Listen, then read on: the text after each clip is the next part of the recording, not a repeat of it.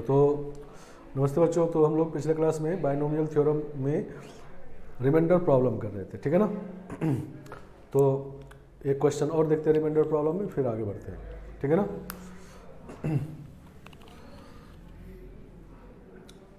Question लिखते हैं, find reminder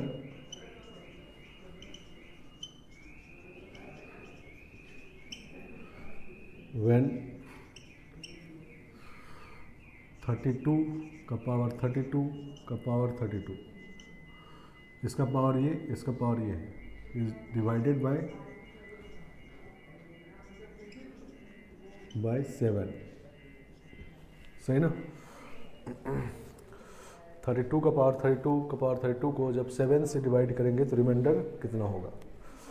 नहीं तो जैसा हम लोग पिछले क्लास में बात कर रहे थे कि जब भी रिमाइंडर प्रॉब्लम होता है तो हम लोग जिस नंबर में डिवाइड करना होता है उस नंबर को एक बाइनोमियल में कन्वर्ट करते हैं। मतलब इसमें डिवाइड करना है तो इसको एक बाइनोमियल में कन्वर्ट करेंगे, जिसका एक टर्म होगा 7 का मल्टीपल, नहीं, और 7 का मल्टीपल अगर नहीं बने तो √7 का मल्टीपल, तो √7 तो होल नंबर होगा नहीं, तो 7 का ही मल्टीपल बनाएंगे। और दूसरा टर्म जो है वो +1 या -1, ठीक है ना। पहले ये बनाएंगे तो बनाते हैं, देखो ये इसको हम n कह लेते हैं, let n is equal to 32 का पावर 32 का पावर 32, सही ना। तो इसमें इस वाले पार्ट को पहले देखो, तो ये है 32 का पावर 32, इसको 2 का पावर 5 लिख सकते हैं, 2 का पावर 5 का पावर 32, तो 2 का पावर 160 हो गया, नहीं सही ना। तो n आपका हो गया इस तरह से, ये खुद 2 का पावर 5 है और इसका पावर 2 का पावर 160 है, नहीं समझ गए बात, ठीक है ना। अच्छा इसको 7 का मल्टीपल +-1 बनाना है, तो 2 का पावर 3 जो होता है वो 8 होता है, तो 8 को 7 + 1 लिख सकते हैं, नहीं। लेकिन यहाँ 2 का पावर 5 है तो पहले 5 को ऐसे मल्टीप्लाई करते हैं, तो 2 का पावर हो जाएगा ये 5 × 2 का पावर 160, नहीं सही ना। अब इसमें से 3 निकालना है बाहर, नहीं, इसमें से 3 बाहर निकाल तब ये 8 बन जाएगा। 2 का पावर 3 8 होता है और 8 को 7 + 1 लिखेंगे, नहीं। तो फिर से देखो इसको, तो 2 का पावर 160 को लिख सकते हैं हम लोग 3 - 1 का पावर 160, नहीं। तो जब इसको एक्सपेंड करेंगे तो पहला टर्म होगा 160 C0 3 का पावर 160, और लास्ट का 2 टर्म लिखेंगे तो 160 C1 3 का पावर 160 C 159 3 का पावर 1, और लास्ट टर्म प्लस में होगा, नहीं तो 160 C 160, तो ये 3 का मल्टीपल और +1 बन गया, नहीं, तो 3m + 1 बन गया, ठीक है ना, सही ना। तो इसको ले लेते हैं हम लोग 2 का पावर 5 और ये हो गया 3m + 1, ठीक है ना। तो ये हो गया 2 का पावर 15m और +5, नहीं, तो इसको ले लेते हैं 2 का पावर 15m + 3 और +2, ठीक है ना। ये 3 का मल्टीपल हो गया, नहीं। तो n का वैल्यू जो होगा वो होगा 2 का पावर 3 टाइम्स 5m + 1, नहीं, और 2 का पावर 2 बाहर कर लेते हैं, ठीक है ना, 4 बाहर आ गया, नहीं। ये पावर ऐड है तो इसका मतलब ये पावर मल्टीप्लाई में है, नहीं, इस तरह से तभी पावर ऐड होगा। तो ये हो गया 8 का पावर 5m + 1 × 4, नहीं। अब इसको 7 + 1 का बाइनोमियल बनाते हैं, तो 7 + 1 का पावर 5m + 1 × 4 बाहर आ गया। तो ये जब इसको एक्सपेंड करेंगे तो फिर से 7n + 1 आएगा ये, नहीं, ठीक है ना, क्योंकि सेकेंड लास्ट टर्म तक 7 का मल्टीपल होगा तो 7 कॉमन आ जाएगा और लास्ट टर्म 1 बचेगा क्योंकि इसमें +1 है, ठीक है ना। इसमें -1 था लेकिन इवन पावर था तो लास्ट में -1 का पावर 160 करेंगे तो ये भी +1 ही बनेगा। तो ये हो गया 4 टाइम्स 7n + 1, ठीक है ना। तो ये हो गया 28n + 4, नहीं। तो अब अगर इसमें डिवाइड किया जाए n में 7 से, तो इसमें तो 7 से पूरा डिविजिबल हो जाएगा, नहीं। जीरो रिमाइंडर, तो रिमाइंडर आ गया 4, ठीक है ना। तो रिमाइंडर इज 4, सही ना। तो इस तरह से मतलब एकदम ध्यान से देखना है कि जिस नंबर में हमको डिवाइड करना है उसको बाइनोमियल में कन्वर्ट करना है। जिसका एक टर्म जिससे डिवाइड कर रहे हैं उसका मल्टीपल होना चाहिए, दूसरा टर्म प्लस माइनस 1 हो सकता है, ठीक है ना, प्लस 1 भी माइनस 1 भी। अगर ऐसा बनाने में दिक्कत हो तो इसका स्क्वायर रूट ले लेंगे, जितना आएगा एक टर्म उसका भी मल्टीपल बना सकते हैं, ठीक है ना, सही ना, पिछले क्लास में जैसे किए थे। तो ये रिमाइंडर प्रॉब्लम है।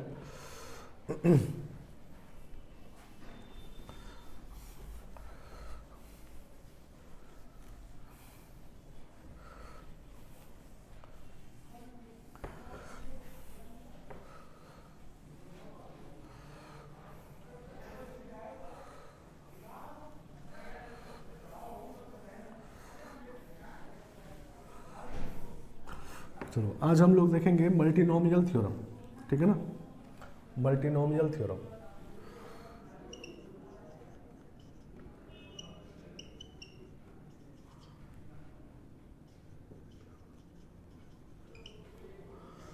मल्टीनोमियल थ्योरम तो मल्टीनोमियल थ्योरम क्या होता है कि जैसे बाइनोमियल में मतलब दो टर्म का पॉजिटिव इंटीग्रल पावर होता है, नहीं सही ना, अभी तक हम लोग जो देखे हैं, समझ के बाद।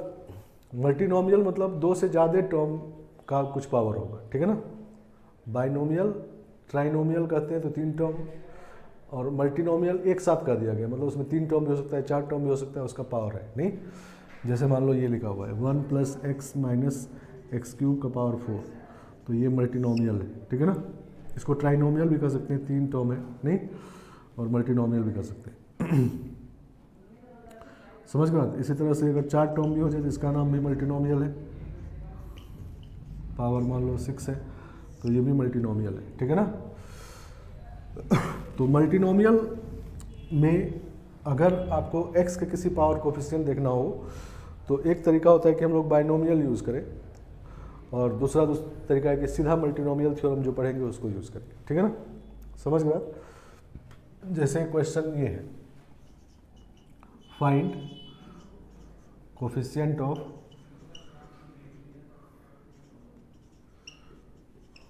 x³ in the expansion of 1 + x + x² का पावर 11, ठीक है ना। इसमें x³ का कोफिशिएंट देखना है, ठीक है ना। तो अभी हम लोग मल्टीनोमियल नहीं पढ़े हैं, तो पहले इसको बाइनोमियल से देखो करते हैं, ठीक है ना। तो इसको बाइनोमियल में कन्वर्ट करते हैं, मतलब इसको ऐसा लिखते हैं 1 + x को एक टर्म मान लेते हैं और x² दूसरा टर्म, सही ना। अब इसको बाइनोमियल समझिए, ये एक टर्म है, दूसरा टर्म है ये, ठीक है ना।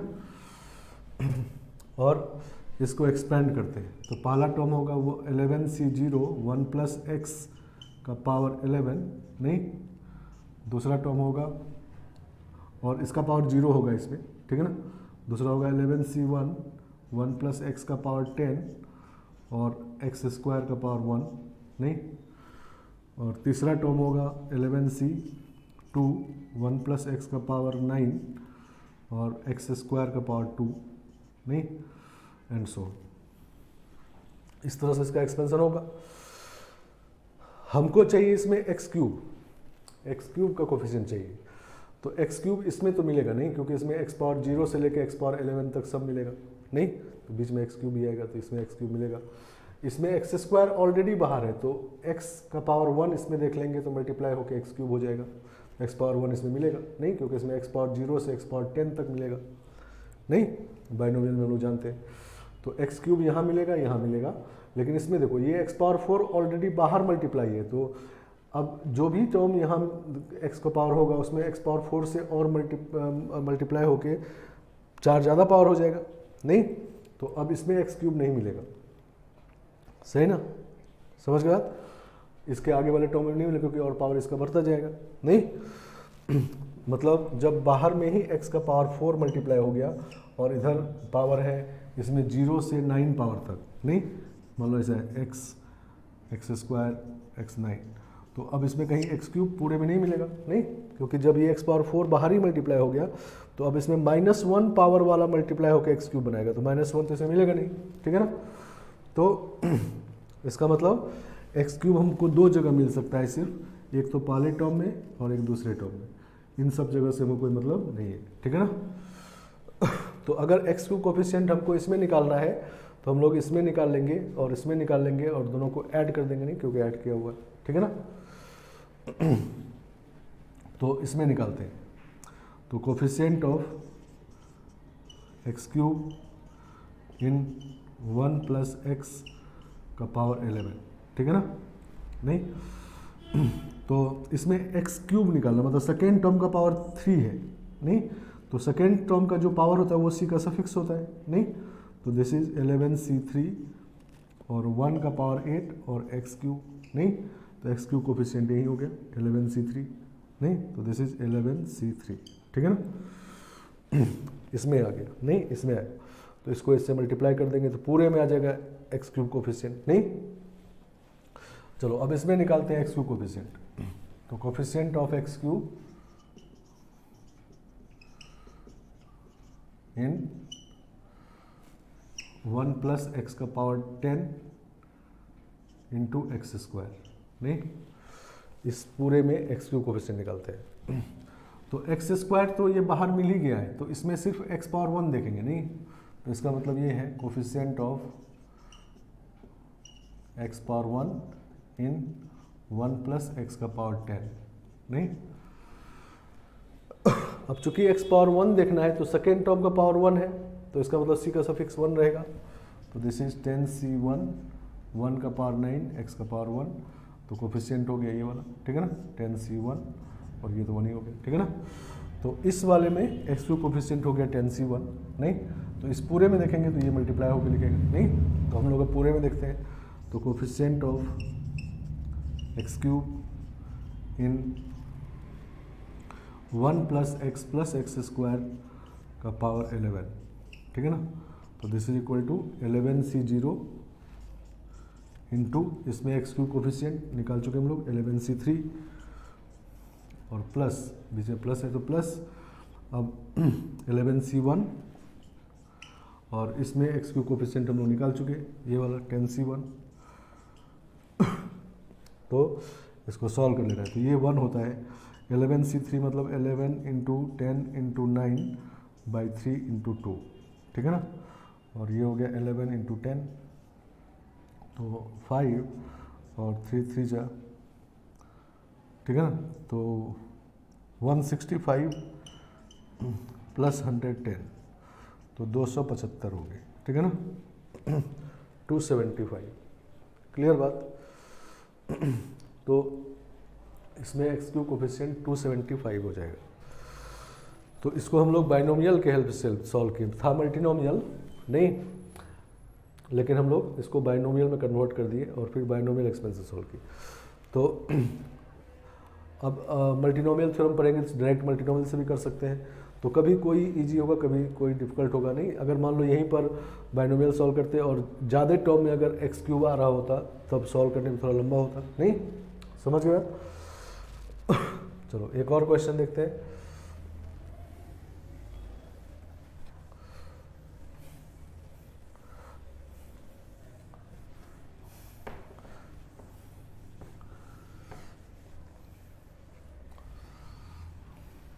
फाइंड कोफिशिएंट ऑफ x का पावर 11 लिखते हैं इस बार in the expansion of 2 - x - x² का पावर 6,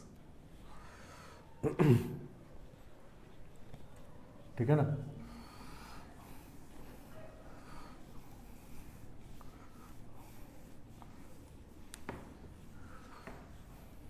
ऐसा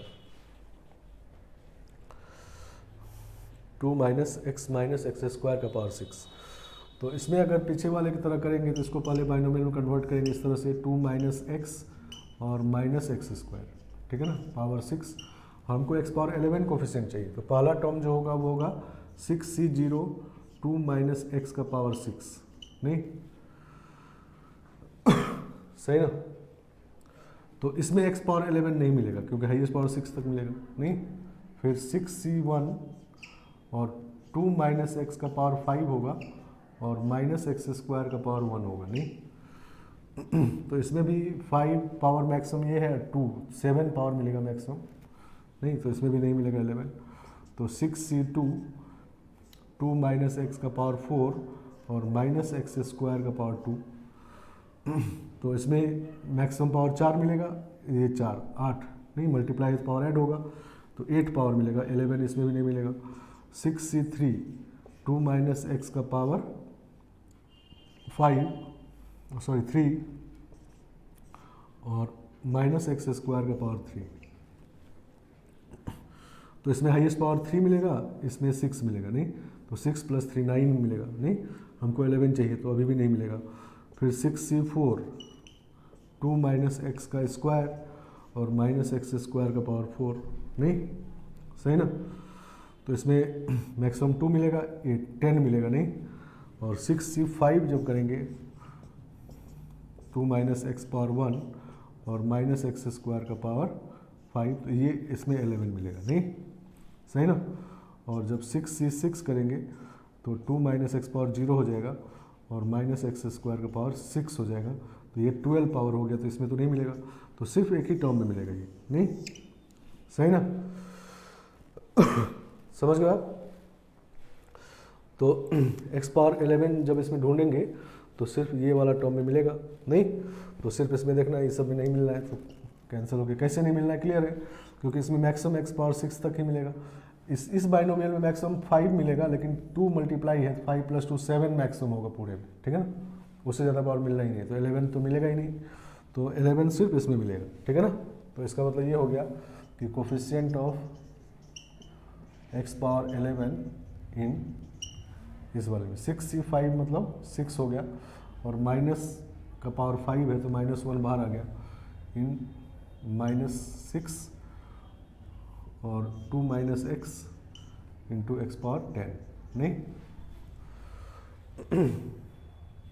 तो x पावर 11 चाहिए तो यही मिलेगा नहीं, तो इसको इससे मल्टीप्लाई कर देंगे तो ये मल्टीप्लाई होगा तो +6 हो जाएगा, तो दिस इज इक्वल टू 6।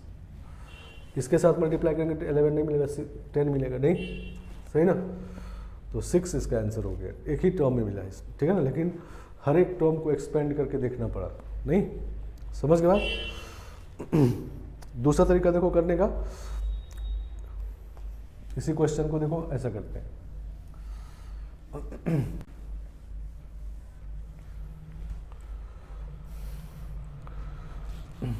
इसको फैक्टराइज कर देते हैं क्योंकि इस बार ये फैक्टराइज भी हो जा रहा है। तो कोफिशिएंट ऑफ x पावर 11 इन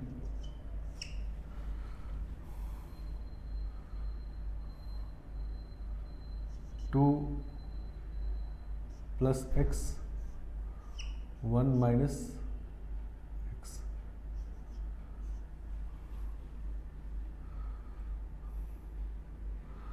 ठीक है ना, 2 माइनस एक्स स्क्वायर और माइनस एक्स, ठीक है ना, ये हो गया, इसका भी पावर 6 और इसका भी पावर 6।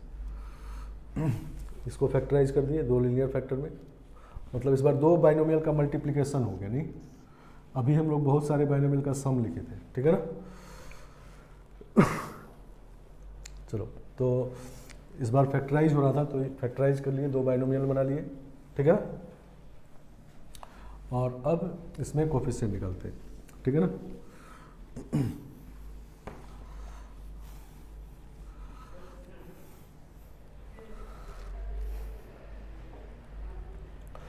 चलो, तो इस बाइनोमियल में मिनिमम पावर मिलेगा x पावर 0 नहीं, पहला टर्म जो होगा उसमें x पावर 0 रहेगा, 6c0 x पावर 0, और लास्ट टर्म जो होगा वो 6c6 x पावर 6 होगा नहीं, और 2 का पावर 0 होगा। तो इसमें मैक्सिमम पावर 6 मिलेगा, मिनिमम 0 मिलेगा, और इसमें भी मिनिमम 0 मैक्सिमम 6 मिलेगा, ठीक है ना। और दोनों चूंकि मल्टीप्लाई हो रहा है तो पावर ऐड होगा, तो दोनों को पावर को ऐड करके हमको 11 लगाना है, ठीक है ना। तो इसमें x पावर 0 से x पावर 6 तक मिल रहा है, और इसमें भी x पावर 0 से x पावर 6 मिल रहा है, ठीक है ना। तो अगर इसका x पावर 0 देखें और 11 हमको बनाना है तो x पावर 11 इसमें देखना होगा, तब मल्टीप्लाई होकर x पावर 11 बनेगा, तो x पावर 11 इसमें मिलना नहीं है, ठीक है ना। इसी तरह अगर इसका x पावर 1 देखें तो उसके साथ इसका 10 देखना होगा, 10 इसमें नहीं मिलना है क्योंकि 6 तक ही मिलना है, ठीक है ना। तो कुल मिला के केस देखेंगे तो इसमें x पावर 5, इसमें x पावर 6 मिलेगा नहीं, और इसमें x पावर 6, इसमें x पावर 5 मिलेगा, ठीक है ना। अदरवाइज कोई पावर ले लो, मान लो इसमें 4 लेते हैं तो इसमें 7 लेना होगा, तो 7 इसे मिलना नहीं है, ठीक है ना, सही ना। तो सिर्फ दो जगह x पावर 11 बन सकता है, इसका x पावर 5 इसमें मिलेगा क्योंकि 0 6 तक मिल रहा है, और इसका x पावर 6 इसमें x पावर 6 मिल रहा है, या इसका x पावर 6 वो भी इसमें मिलेगा और इसमें x पावर 5 नहीं। तो ये दोनों निकाल के मल्टीप्लाई करना है इसमें, फिर प्लस, फिर ये दोनों निकाल के मल्टीप्लाई करना है, ठीक है ना। समझ गया। तो इन दोनों में मल्टीप्लिकेशन का साइन है, इन दोनों मल्टीप्लिकेशन का, और दोनों के बीच में प्लस का साइन है, ठीक है ना, सही ना। क्योंकि एक बार जब इस बाइनोमियल का कोई टर्म लिख दिए तो उसके बाद प्लस लगा के फिर दूसरा टर्म लिखते हैं, नहीं, सही ना। तो एक बार जब ये टर्म लिख देंगे तो उसके बाद प्लस लगा के फिर दूसरा टर्म लिखेंगे। चलो x पावर 5 का कोफिशिएंट देखना है, तो सेकेंड टर्म x है, तो x पावर 5 जब रहेगा तो c का सफिक्स 5 होगा नहीं, तो coefficient of x power 5 in 2 plus x का पावर 6 कितना होगा, 6c5 नहीं, और 2 का पावर 1 और x पावर 5 नहीं, तो ये हो गया कोफिशिएंट ऑफ x पावर 5, ठीक है ना।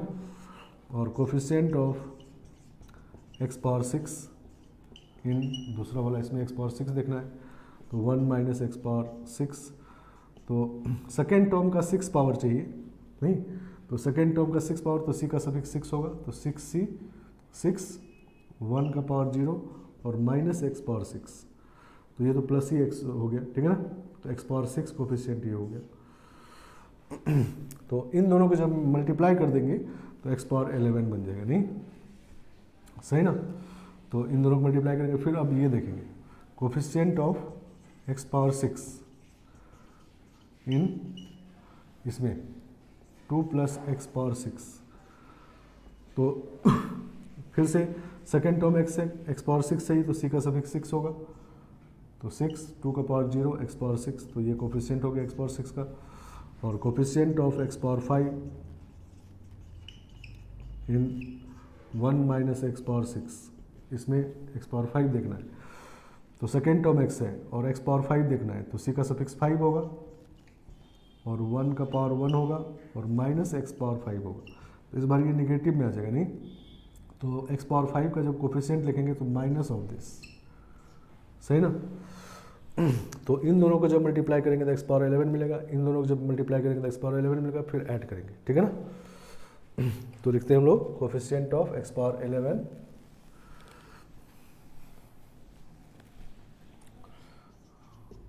Coefficient of x power 11 in this 2 minus x square का पावर 6 इज इक्वल टू, इन दोनों को मल्टीप्लाई करेंगे 6c5 इंटू 2 प्लस, ये प्लस में ही रहेगा क्योंकि माइनस 1 का पावर 6 है तो प्लस ही हो जाएगा, 6c6, सॉरी मल्टीप्लाई करना है इसको, 6c6 और बस 1 रहेगा नहीं, ये तो प्लस में ही आएगा, और प्लस दूसरा, और फिर इन दोनों को मल्टीप्लाई करना है, तो 6c6 और ये माइनस में है तो इंटू माइनस ऑफ 6c5, सही ना। इन दोनों को ही मल्टीप्लाई करेंगे तो x पावर 11 बन जाएगा। तो 6c2 इज 15, 2 is 30, और ये तो 1 ही होगा, 30 रहेगा, और ये माइनस 6, तो 24 आ गया नहीं, सही ना।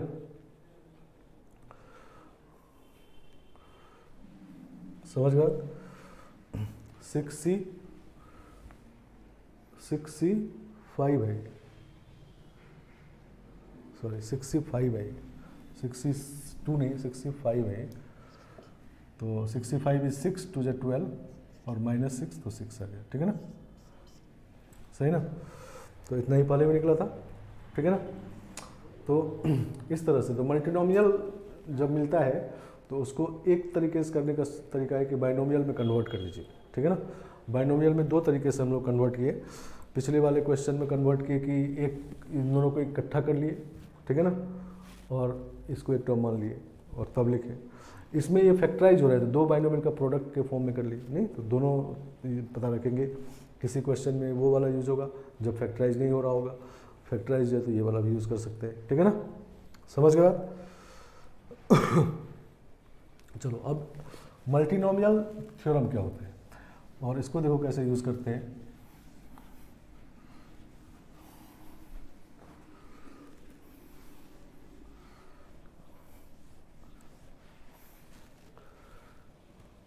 तो मल्टीनोमियल थ्योरम क्या होता है, तो पहले बाइनोमियल से देखो इसको समझते हैं। हम लोग लिखे थे x प्लस वाई का पावर n पॉजिटिव इंटीजर हो, नहीं, this is equal to sigma N C R X का power n minus R Y का पावर r, नहीं, r का वैल्यू 0 से n तक, नहीं, ये बाइनोमियल एक्सपेंशन है। इसको ऐसे समझते हैं, सिग्मा r इक्वल टू 0 से n factorial n, N C R को लिख सकते हैं हम लोग factorial n by factorial r factorial n minus R X का power n minus R Y का पावर r, नहीं नहीं, तो एक्सपेंशन कैसे लिखा गया देखो कि जितना पावर है उसका फैक्टोरियल और नीचे दो टर्म है तो दो फैक्टोरियल है और दोनों का सम n के इक्वल है और एक टर्म पे पहला वाला फैक्टोरियल पावर है, दूसरे टर्म पे दूसरा वाला है, ठीक है ना, सही ना। मतलब इसको हम लोग ऐसा भी समझ सकते हैं कि sigma factorial n by factorial p factorial q x का पावर p y का पावर q, सही ना। मतलब जितना पावर है उसका फैक्टोरियल, नीचे दो टर्म अगर है तो दो फैक्टोरियल है, एक पे पहला पावर एक पे दूसरा पावर और दोनों का सम n के इक्वल होना चाहिए, ठीक है ना। p प्लस क्यू n के इक्वल होना चाहिए और पी क्यू होल नंबर भी होना चाहिए, ठीक है ना, समझ गया। तो पी क्यू होल नंबर होना चाहिए, होल नंबर मतलब 0 1 2 3 ये सब होल नंबर है। तो जब p का वैल्यू 0 रखेंगे तो q का वैल्यू n आएगा, जब p का वैल्यू 1 रखेंगे तो q का वैल्यू n माइनस 1 आएगा, नहीं। तो एक बार पी क्यू रखने के बाद सिग्मा का मतलब है प्लस लगाइए, फिर दूसरा पी क्यू रखिए, फिर प्लस लगाइए, फिर तीसरा पी क्यू रखिए, नहीं। जैसे इसमें p का वैल्यू 0 रखते हैं, q का वैल्यू n रखते हैं, तो ये क्या होगा factorial n by factorial 0 factorial 1 x का पावर 0 y का पावर 0 तो n होगा, नहीं, p 0 तो q n होगा, y का पावर n, नहीं, एक टर्म हुआ ये, फिर प्लस अब दूसरा पी क्यू रखेंगे तो p का वैल्यू 1 रखते हैं तो फैक्टोरियल n अपॉन फैक्टोरियल 1 और p को 1 रखेंगे तो q n माइनस 1 होगा, नहीं, ये उधर चला जाए n माइनस 1 होगा, नहीं, क्योंकि इन दोनों का सम n के इक्वल होना चाहिए, x का पावर 1 रहेगा और y का पावर n माइनस 1 रहेगा, नहीं। इसी तरह तीसरा सेट रखेंगे, इसी तरह चौथा सेट रखेंगे, नहीं। तो इस इक्वेशन के जितने सॉल्यूशन है उतने इसमें नंबर ऑफ टर्म्स है, नहीं, सही ना। तो p का वैल्यू 0 से लेके कहाँ तक जाएगा n तक, मतलब n प्लस 1 वैल्यू हो सकता है p का, इसमें n प्लस 1 टर्म्स है और कोरस्पॉन्डिंग q के भी n प्लस 1 वैल्यू, ठीक है ना, समझ गए बात। तो x प्लस वाई का पावर n को आप इस तरह समझेंगे, ठीक है ना। तो मान लो हमारे पास अगर तीन टर्म हो जाए, x plus Y plus z हो जाए,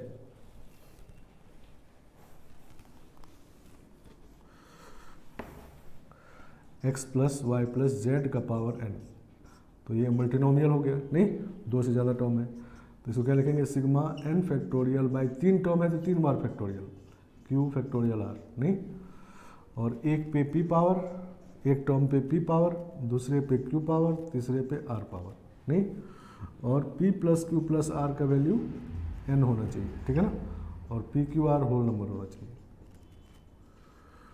सही ना। तो इतने टर्म्स इसमें रहेंगे।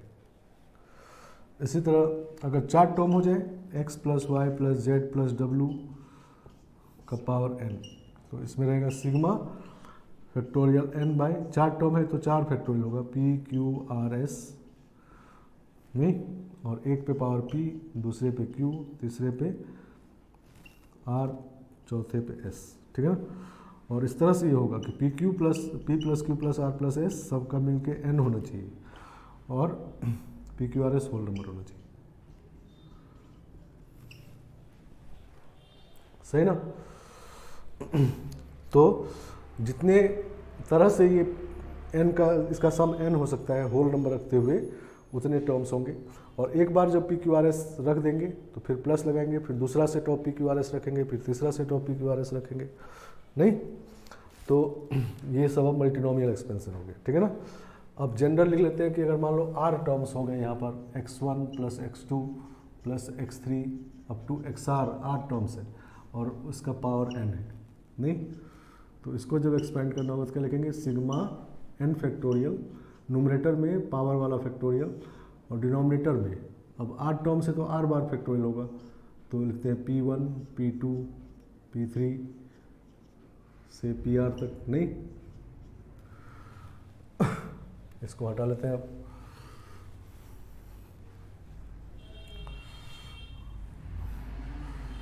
और एक टर्म पे p1 पावर, एक टर्म पे p2 p3 फिर xr का पावर pr। नहीं तो x1 का पावर p1, x2 का पावर p2 मल्टीप्लाई है सब, x3 का power p3 and so on, xr का पावर pr। सही ना? तो ये मल्टीनोमियल एक्सपेंशन हो गया और इसमें p1 plus p2 plus p3 up to pr, इसका सम कितना होना चाहिए? n के इक्वल जितना पावर है और ये सभी होल नंबर होना चाहिए।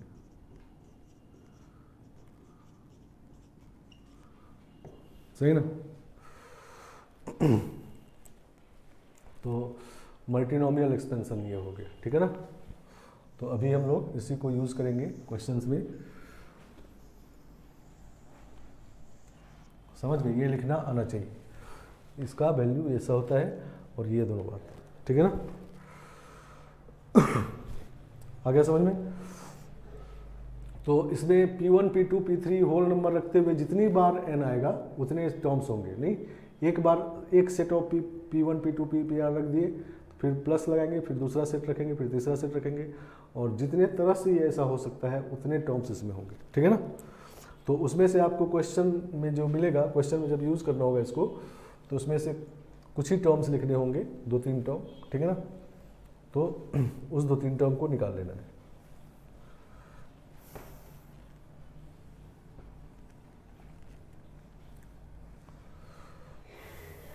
समझ गया? तो जैसे अभी हम लोग क्वेश्चन किए थे उसी को इसमें यूज़ करते हैं। तो question find coefficient of x power 11 का x cube in 1 plus x square का पावर 11, ठीक है ना? ये हमारा क्वेश्चन है, अभी हम लोग किए थे इसको पीछे। नहीं अब इसको मल्टीनोमियल से करते हैं। देखो तो मल्टीनोमियल से करेंगे तो पहले इसके एक्सपेंशन को इसको ऐसे लिखेंगे, x प्लस एक्स स्क्वायर का पावर 11 को क्या लिखेंगे? Sigma factorial 11। नहीं और 3 टर्म यहाँ पर है तो 3 फैक्टोरियल लिखेंगे, p q r और 1 का पावर p, x का पावर q, एक्स स्क्वायर का पावर r। सही ना? थोड़ा सिंप्लीफाई कर लेते हैं, factorial 11 bye factorial p factorial q factorial r। 1 का पावर p तो 1 ही रहेगा और x का पावर हो जाएगा q प्लस 2r। नहीं और कंडीशन क्या होगा? p plus q plus r होना चाहिए 11 और p q r whole number होना चाहिए। सही ना?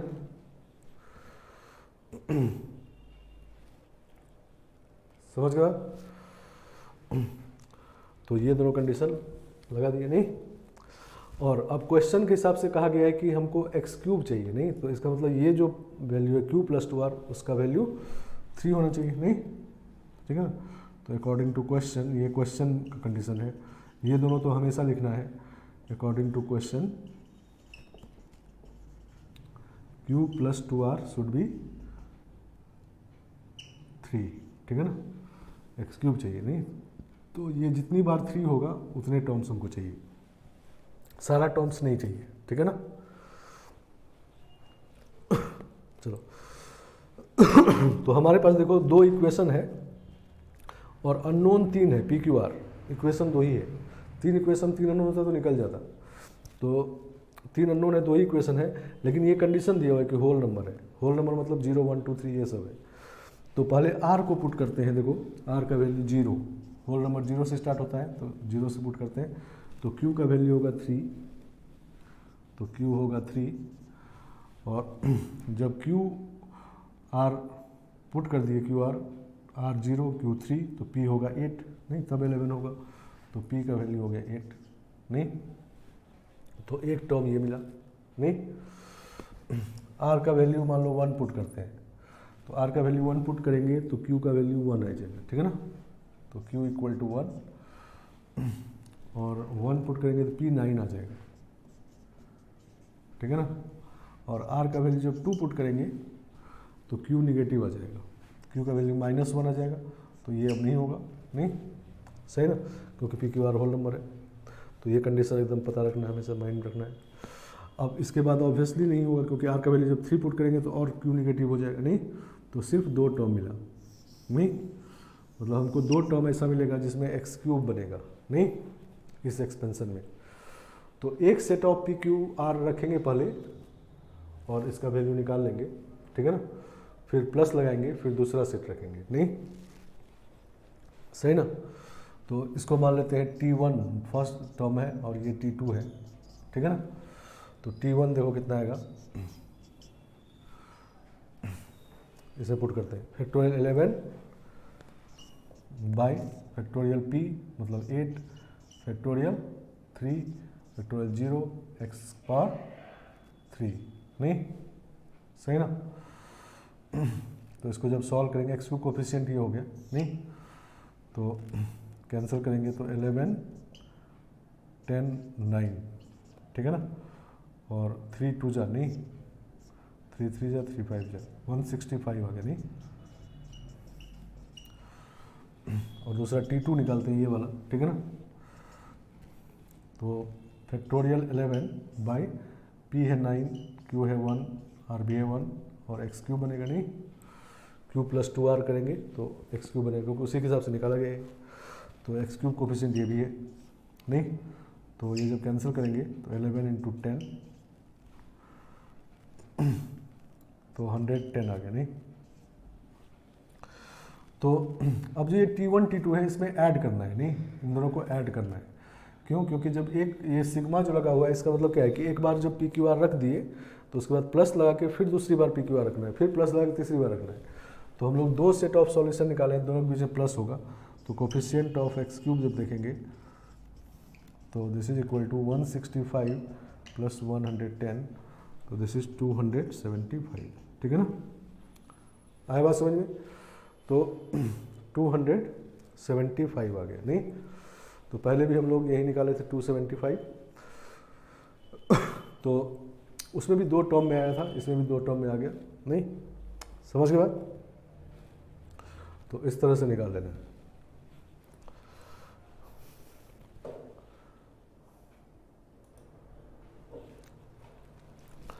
तो इसको हटाते हैं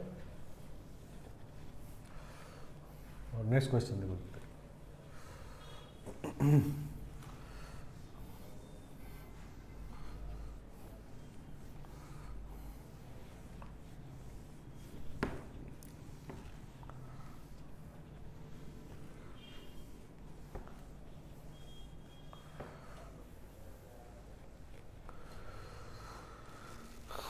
नेक्स्ट क्वेश्चन हम लोग किए थे ऐसा,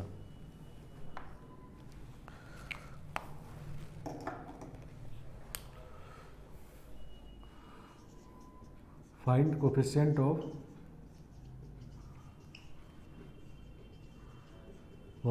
x power 11 in the expansion of 2 minus x square का पावर 6, ठीक है ना। इसका 6 आंसर आया था। तो मल्टीनोमियल्स देखो करते हैं। तो सबसे पहले मल्टीनोमियल एक्सपेंशन, बस इतना ही मल्टीनोमियल है, इसको ठीक समझ लेना है, ठीक है ना। जितना पावर है उसका फैक्टोरियल न्यूमरेटर में, और जितने टर्म्स हैं यहाँ पर उतना फैक्टोरियल यहाँ लिखना है, और हर एक टर्म पे ये पावर्स हो जाएंगे। और सारे पावर का सम n होना चाहिए और जितना पावर है वो होल नंबर होना चाहिए। ठीक है ना, समझ गए बात? बस इतना बात समझना है। और इसमें बहुत सारे टर्म्स होंगे, लेकिन क्वेश्चन में कुछ ही टर्म्स चाहिए होता है, तो उसके लिए कंडीशन क्वेश्चन में दिया होगा, उससे निकाल लेना है। ठीक है ना, तो इसी के हिसाब से देखो इसको लिखते हैं 2 - x स्क्वायर का पावर 6। इसको क्या लिखेंगे? सिग्मा फैक्टोरियल 6 बाय 3 टर्म है यहाँ पर, तो factorial p factorial q factorial r 2 का पावर p माइनस x का पावर q और माइनस x स्क्वायर का पावर r। ठीक है ना, इस तरह से लिख देंगे। तो जब इसको सिंप्लीफाई करेंगे तो sigma factorial 6 by P q are, ठीक है ना। चलो, तो -1 का पावर हो जाएगा q प्लस आर, नहीं -1 का पावर q प्लस आर और 2 का पावर p, नहीं 2 पावर p और x का पावर हो जाएगा q plus 2r plus q। सही ना। तो क्वेश्चन 2r प्लस q है यहाँ पर, नहीं इसको ठीक से फिर दिखे जैसे, तो x का पावर है 2r प्लस q, नहीं, और -1 का पावर r यहाँ पर है, -1 पावर q यहाँ पर है, तो -1 पावर q प्लस r। सही ना। चलो, अब पहले ये दोनों कंडीशन लिखना है, मतलब तीनों का सम 6 के इक्वल होना है। p plus q plus r equal to 6 होना चाहिए और p q r को होल नंबर होना चाहिए। ठीक है ना। और क्वेश्चन के हिसाब से कहा गया x पावर 11 चाहिए, नहीं x पावर 11 मतलब इसका वैल्यू 11 चाहिए, नहीं, तो q प्लस 2r का वैल्यू 11 चाहिए। ठीक है ना, समझ गया। ठीक है। अच्छा, p q r whole number होना चाहिए तीनों। तो ये बात क्लियर है कि p का वैल्यू 0 से स्टार्ट होगा और 6 से ज़्यादा नहीं होगा। मान लो p अगर 6 हो गया, 7 हो गया p, तो 7 होगा तो इधर जाके -1 हो जाएगा, q प्लस r -1 हो जाएगा, तो होल नंबर का सम -1 तो होगा नहीं। तो ये कहने का मतलब ये भी है कि p का वैल्यू 0 से 6, q का वैल्यू भी 0 से 6, r का वैल्यू भी 0 से 6 तक ही होगा। ठीक है ना। चलो, अब हम लोग फिर से वही बात है कि इक्वेशन 2 है, अननोन 3 है, लेकिन ये कंडीशन दिया हुआ है, तो पहले r को पुट करते हैं। r का वैल्यू 0, नहीं, r का वैल्यू 0 तो q इक्वल टू 11, नहीं, और p इक्वल टू आ जाएगा नेगेटिव, नहीं, q जब 11 होगा तो नेगेटिव आ जाएगा, नहीं, तो p नहीं मिलेगा, तो ये टर्म नहीं मिलेगा, नहीं। r का वैल्यू 1 रखेंगे तो q का वैल्यू 9 आएगा, तो p फिर भी जब r1 और q 9 रख देंगे तो p नेगेटिव आ जाएगा। ठीक है ना, ये भी नहीं लेंगे। नहीं, ये बात क्लियर है कि ये 0 से 6 तक में ही सब हो सकता है, तो जैसे ही उससे बड़ा आ गया तो नहीं होगा। r का वैल्यू 2 रखेंगे तो q का वैल्यू 7 आएगा, ये भी नहीं होगा। ठीक है ना। r का वैल्यू 3 रखेंगे तो q का वैल्यू 5 आएगा, नहीं, ठीक है ना, 6 और q 5। अब इन दोनों का सम हो गया, ये तो दोनों वैल्यू हो सकता है क्योंकि 0 से 6 तक हो सकता है, लेकिन ये दोनों का सम 8 हो गया, तो q और r का सम 8 हो गया, तो अब p निगेटिव हो जाएगा, नहीं, तो फिर से ये नहीं मिलेगा। r का वैल्यू 4 रखेंगे तो q आपका 3 होगा। अब इन दोनों का सम 7 हो गया, तो p फिर से निगेटिव आ जाएगा, नहीं, तो ये नहीं मिलेगा। r का वैल्यू 5 रखेंगे तो q का वैल्यू 1 होगा, नहीं। अब इन दोनों का सम 6 है तो p 0 हो जाएगा, नहीं, q और r 5 और 1 है, तो 6 6 कैंसिल होकर p 0 आ गया, तो p होल नंबर है तो 0 आ सकता है, तो ये सॉल्यूशन हो गया, नहीं। अब अगर r का वैल्यू आप 6 रखते हो, क्योंकि r का वैल्यू 6 तक रख सकते हैं, नहीं, ठीक है ना, तो 6 रखेंगे तो q अब नेगेटिव आ जाएगा, नहीं, क्योंकि 6 2 12 हो जाएगा ये, और उधर जाके -1 आ जाएगा। ठीक है ना, तो q -1 आ गया, तो ये नहीं लेंगे अब। ठीक है ना, तो r का वैल्यू 6 ज़्यादा जाने, तो एक ही सॉल्यूशन मिला, नहीं। समझ गया। तो इसी सॉल्यूशन को इसमें रख देते हैं, पुट कर देते हैं, तो coefficient of x power 11 is equal two factorial 6 by factorial 5 factorial 1 factorial 0 -1 का पावर q प्लस r 6 है, नहीं, और 2 का पावर p, 2 का पावर 0 हो गया, p 0 है, नहीं, और वो तो x पावर 11 होगा, तो उसी कोफिशिएंट है, ठीक है ना। तो ये तो पॉजिटिव +1 हो गया, ये भी 1 और ये कैंसिल हो गया 6, तो 6 आ गया। नहीं समझ गए बात? पहले भी हम लोग 6 से निकाले थे। तो ये है, नहीं एक ही टर्म में इस बार आया, समझ गए? पिछली बार 2 टर्म में आया था, इस बार 1 टर्म में, तो 2 1 3। लेकिन जैसे ही ज़्यादा टर्म में आने लगेगा तब सब टर्म निकाल के मल्टीप्लाई करना दिक्कत होगा, इसीलिए पहले वाला ही मेथड यूज़ करेंगे। मतलब बाइनोमियल में कन्वर्ट करके बाइनोमियल यूज़ करिए या डायरेक्ट मल्टीनोमियल यूज़ करिए, ठीक है ना। समझ गए आप? एक बात इसमें और है कि हम लोग पहले r को ही क्यों पुट कर रहे हैं, क्योंकि r को पुट इसीलिए कर रहे हैं जिससे कम काम करना पड़े। मान लो हम q को पहले पुट करते 0, तो r का वैल्यू 11/2 आता, तो होल नंबर तो नहीं है r, तो वो भी चेक करना पड़ता था। तो जिसमें कुछ मल्टीप्लाई हो जाए उसको पहले पुट करने से क्या होगा कि फ्रैक्शन वाला नंबर चेक नहीं करना होगा, ठीक है ना। इसीलिए पहले r को पुट किए, ठीक है ना। उसके हिसाब से q निकाले, फिर p निकाले, तो पॉसिबिलिटी सिर्फ एक ही है, ये वाला, ठीक है ना। सही ना, मतलब इस एक्सपेंशन का एक टर्म हमको चाहिए सिर्फ, उसी में x पावर 11 मिलेगा। आया बात समझ में? चलो नेक्स्ट क्वेश्चन देखो।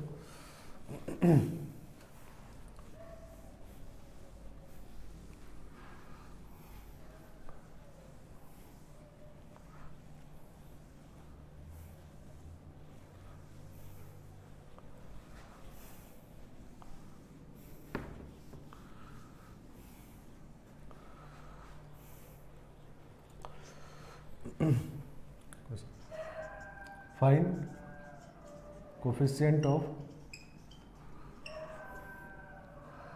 x cube y square z4 in the expansion of x plus y plus z का पावर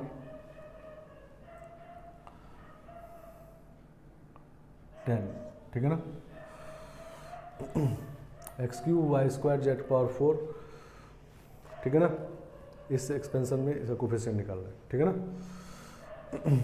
तो पहले एक्सपेंशन लिखते हैं मल्टीनोमियल से इस तरह से, तो x plus Y plus z का पावर 10 को क्या लिखेंगे हम लोग, sigma factorial 10 by factorial p q r, और x पावर p, y का पावर q, z का पावर r, नहीं p plus q plus r 10 होना चाहिए, नहीं, और p q r whole number, इतना तुरंत लिख देना है, ठीक है ना। आधा अधूरा नहीं करना कि ये इतना लिख दिए बस खत्म हो गया, ये पूरा लिख देना है पहले। अब क्वेश्चन के हिसाब से क्या है कि p का वैल्यू 3 है, नहीं x क्यूब चाहिए, तो p का वैल्यू 3 है, q का वैल्यू 2 है, r का वैल्यू 4 है, नहीं। तो होल नंबर तो ये तीनों है, लेकिन तीनों का सम 10 होना चाहिए, ठीक है ना। तो इन तीनों का सम 9 आ रहा है, नहीं। तो इसका मतलब क्या होगा कि ये टर्म इसमें नहीं मिलना है, समझ गए आप। तो ये वाला टर्म इसमें नहीं मिलेगा, तो इसका मतलब इसका जो कोफिशिएंट निकालने के लिए कहा गया नहीं मिल रहा है ये टर्म, इसका मतलब ये है कि इसका कोफिशिएंट 0 है, नहीं, इसीलिए नहीं मिल रहा है। तो इसका मतलब coefficient of x cube Y square z power 4 is equal to 0, ठीक है ना। समझ गए। तो ऐसा नहीं कि सिर्फ इसको देख करके यहाँ लिख देंगे और ये बात नहीं समझेंगे। तो जैसे ही ये एक्सपेंशन मिला, मतलब ये पूरा सारा चीज़ लिखना है, मतलब ये चीज़ लिख देना है, ठीक है ना, और ये भी लिख देना है। मान लो अब पी क्यू आर में कोई होल नंबर नहीं होगा, एक्स पावर 3/2 होता तो वो भी नहीं मिलता, क्योंकि p q r whole number होना चाहिए। और उसके बाद इन तीनों का सम इसके इक्वल होना चाहिए। अगर नहीं हो रहा है, कम या ज़्यादा हो जा रहा है, एग्जैक्टली इक्वल होना चाहिए। अगर कम या ज़्यादा हो गया इसका मतलब वो टर्म नहीं मिलेगा, ठीक है ना, मतलब उस टर्म का कोफिशिएंट 0 होगा, ठीक है ना। समझ गए आप। यही क्वेश्चन अगर ऐसा होता, नेक्स्ट क्वेश्चन है फाइंड कोफिशिएंट ऑफ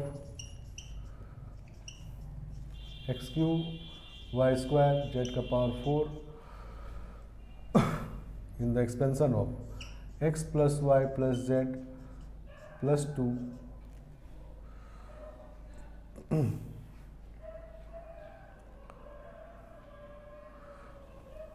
का पावर 10 है, ठीक है ना। समझ गए। 12 कर लेते हैं, सही ना। तो इस बार 4 टर्म है ये, तो इस बार अगर एक्सपेंशन लिखेंगे तो x plus Y plus Z plus 2 का पावर 12 इज इक्वल टू क्या लिखेंगे, sigma factorial 12 by factorial p q r s, 4 term है नहीं, इस बार 4 टर्म है, ठीक है ना। तो 4 फैक्टोरियल एक्स का पावर पी रहेगा, वाई का पावर क्यू रहेगा, जेड पावर आर रहेगा और 2 का पावर एस रहेगा, ठीक है ना। और पी क्यू आर एस चारों का सम आपका 12 होना चाहिए और p q r s whole number होना चाहिए। इसको हटा लेते हैं।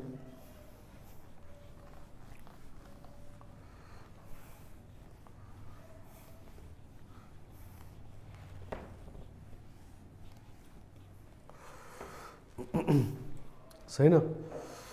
चलो अब क्वेश्चन के हिसाब से कहा गया कि p का वैल्यू 3 है, नहीं x पावर 3 है तो p का वैल्यू 3 हो गया और q का वैल्यू 2 हो गया, r का वैल्यू 4 हो गया, नहीं z पावर 4 है और s नहीं दिया हुआ इधर, तो चारों का सम 12 होना चाहिए, नहीं तो चारों का सम लिखते हैं। तो p plus q plus r कितना हो गया,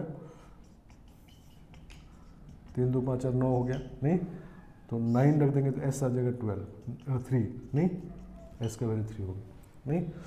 तो अब ये सारा कंडीशन सेटिस्फाई कर रहा है, ये पी क्यू आर एस से आ गया, नहीं सही ना। तो पुट करते हैं इसमें तो क्या हो जाएगा term, factorial 12 by factorial 3 factorial 2 factorial 4 और फैक्टोरियल 3, s का वैल्यू, नहीं पी क्यू आर का वैल्यू तो ये दिया ही हुआ है, s रिमेनिंग हो गया 3 और x का पावर और 2 का पावर पहले s लिख देते हैं, 2 का पावर 3 और यही वाला रहेगा x cube y square z power 4। तो इसका कोफिशिएंट चाहिए, मतलब ये चाहिए, ठीक है ना, समझ गए आ गया समझ में। तो 2 क्यूब, एक 2 इससे कैंसिल हो जाएगा, 2 2 इससे कैंसिल हो जाएगा, नहीं 4 में से 2 2 कैंसिल हो जाएगा, ठीक है ना। तो 2 क्यूब कैंसिल हो गया, यहाँ भी फैक्टोरियल 3 बच गया, नहीं तो फैक्टोरियल 12 बाई फैक्टोरियल 3 का cube, this is coefficient of this, ठीक है ना। आगे बात समझ में। तो इस तरह से हम लोग मल्टीनोमियल एक्सपेंशन में x की किसी पावर का कोफिशिएंट निकालते हैं, ठीक है ना। क्लियर हो गया बात, ठीक है। तो बाइनोमियल में क्या होता है कि पोजीशन भी इंपॉर्टेंट होता है, नहीं बाइनोमियल में 7th टर्म 6th टर्म ये निकालना है, ठीक है ना, समझ गए आप। लेकिन मल्टीनोमियल में पोजीशन इंपॉर्टेंट नहीं है, मल्टीनोमियल में ऐसा क्वेश्चन नहीं होगा कि 7th टर्म बताइए, ठीक है ना, या 6th टर्म बताइए, क्योंकि जैसे ये है, ठीक है ना, ये एक्सपेंशन है तो इसमें मान लो एक वैल्यू ऐसा है कि ये सभी 0 0 0 है, लास्ट वाला n है, नहीं मतलब सबका सम n होना चाहिए, होल नंबर है, तो ये सब 0 0 है, लास्ट वाला n है, तो कोई इसको पहला टर्म कहेगा और कोई इसका वैल्यू पहले n रख देगा, बाकी को 0 रख देगा, उसको पहला टर्म कहेगा, नहीं सही ना। तो इसीलिए मल्टीनोमियल में पोजीशन पे क्वेश्चन नहीं होता, ठीक है ना, कि 7th टर्म निकालिए 8th टर्म निकालिए, ऐसा क्वेश्चन नहीं होता। इसमें कहा जाएगा कि x के किसी पावर कोफिशिएंट निकालिए, नहीं जैसे इसमें कहा गया इसका किसी कोफिशिएंट निकालिए, नहीं तो इसमें कितने टर्म में मिल रहा है ये खोजना होता है, ठीक है ना, समझ गए, सिर्फ ऐसा क्वेश्चन होगा। अब वो टर्म का पोजीशन कौन सा है, 7वें जगह पे है कि 8वें जगह पे, उससे कोई मतलब नहीं है, कोई किसी को पहले बाद में लिख सकता है, ठीक है ना, समझ गए आप। चलो तो इसका मतलब ये हुआ कि इसमें ये ऐसा नहीं हो कि मिडिल टर्म इस T7 या T8, ठीक है ना। तो मिडिल टर्म इसमें डिफाइन ये नहीं है कि बीच में कौन टर्म होगा, नहीं सही ना, क्योंकि कोई पहले जो टर्म लिखेगा दूसरा बाद में उसको लिखेगा, तो मिडिल टर्म वेरी करता रहेगा। तो middle term numerically greatest term कौन सा होगा, ये इसमें ऐसा क्वेश्चन नहीं होता, ठीक है ना। हाँ, इसमें क्वेश्चन होता है कि नंबर ऑफ टर्म्स कितने होंगे, ठीक है ना, तो वो हम लोग नेक्स्ट क्लास में करेंगे कि नंबर ऑफ टर्म्स मल्टीनोमियल में कैसे निकालते हैं, ठीक है ना, और फिर आगे बढ़ेंगे। तो आज इतना रखते हैं।